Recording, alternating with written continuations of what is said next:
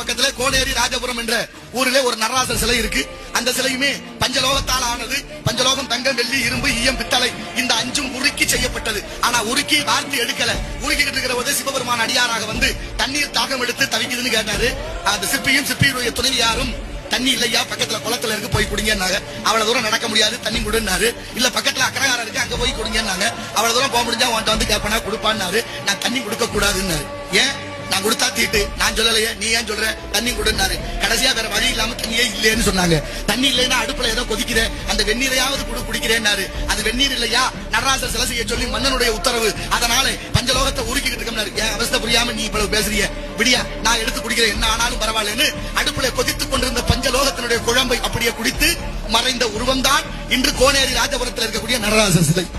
அந்த சிலையில என்ன அதிசயம் தெரியுமா? எல்லா சிவாலயங்களிலும் நடராசர் சிலை இருக்கு. ஆனா அந்த சிலையில தான் கையில ரேகை இருக்கு.